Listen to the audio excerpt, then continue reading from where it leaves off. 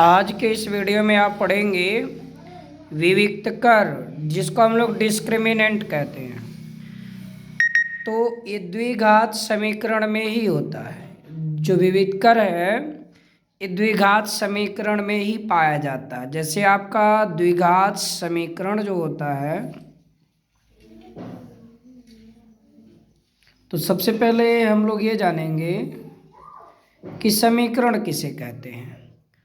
तो समीकरण जैसे आपका हो गया x + 4 = 6, तो x का मान क्या होगा 6 - 4 +4 ट्रांसफ़र हुआ, तो x का उत्तर हो गया कितना 2। अब 2 अगर हम x के जगह पे रख दें तो दोनों साइड बराबर हो जाएगा, यानी समीकरण क्या हो जाएगा संतुष्ट हो जाएगा। बराबर होने को संतुष्ट कहते हैं। तो चर का वह मान या चर राशि का वह मान जो समीकरण को संतुष्ट करता है उसे समीकरण का हल कहते हैं। और समीकरण की परिभाषा है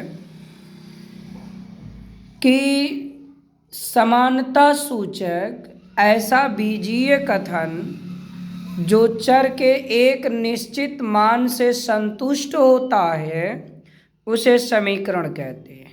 क्यों? क्योंकि अगर आप x के जगह पर इस 2 के अलावा कोई मान रखेंगे तो यह दोनों पक्ष बराबर नहीं होगा।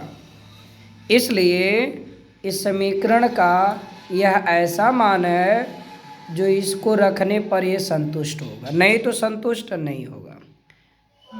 तो आपको क्या पता चला कि समीकरण क्या होता है? समानता सूचक ऐसे बीजीय कथन जो चर के एक निश्चित मान से संतुष्ट होते हैं समीकरण कहलाते हैं। तो रैखिक समीकरण के बाद आता है द्विघात समीकरण। रैखिक समीकरण होता है ax + b = 0। ये रैखिक समीकरण है जहाँ a का मान 0 नहीं होगा, a ≠ 0, और a और b ये जो हमारे हैं वास्तविक संख्याएं हैं। द्विघात समीकरण का व्यापक रूप है ax² + bx + c = 0, जहाँ a का मान 0 नहीं होना चाहिए। क्यों? क्योंकि जब a का मान 0 हो जाएगा तो 0 का गुणा x² में होगा तो 0 आ जाएगा। तो इस समीकरण का पूरा लिहाज इसी पे टिका है, 2 पे। तो 2 घात वाले समीकरण को द्विघात समीकरण कहते हैं। तो द्विघात समीकरण तब होगा जब इसका मान मर्यादा बचा रहे, यानी 2। ठीक है। जैसे बारात में दूल्हा की वैल्यू होती है, अगर दूल्हा नहीं तो बारातियों की कोई वैल्यू नहीं होती है। ऐसे ही अगर इस a का मान 0 हो जाएगा, यानी कुछ नहीं होगा, तो इस समीकरण का कोई अस्तित्व नहीं रहेगा। b और c 0 हो जाए कोई टेंशन नहीं है, a सही होना चाहिए, तो यानी 0 a का मान नहीं होना चाहिए। तो द्विघात समीकरण है। इसी द्विघात समीकरण में विविक्त कर की बात मैं संक्षेप में करता हूँ, वीडियो लंबा हो जाएगा। तो विविक्त कर क्या होता है? हम लोग b² - 4ac को विविक्त कर कहते हैं। इसी को क्या कहते हैं? विविक्त कर। क्या कहते हैं? यही आपका विविक्त कर है। विविक्त कर किसे कहते हैं? b² - 4ac को हम लोग विविक्त कर कहते हैं। ठीक। तो विविक्त कर d बराबर हो गया b² - 4ac। ये आपको तैयार रखना है। हमने आपको विविक्त कर का पूरा समझाया, और विविक्त कर ही समीकरण का जो प्रकृति होता है, यानी समीकरण के जो मूल होते हैं उनके बारे में डिस्क्रिमिनेंट यही बताता है।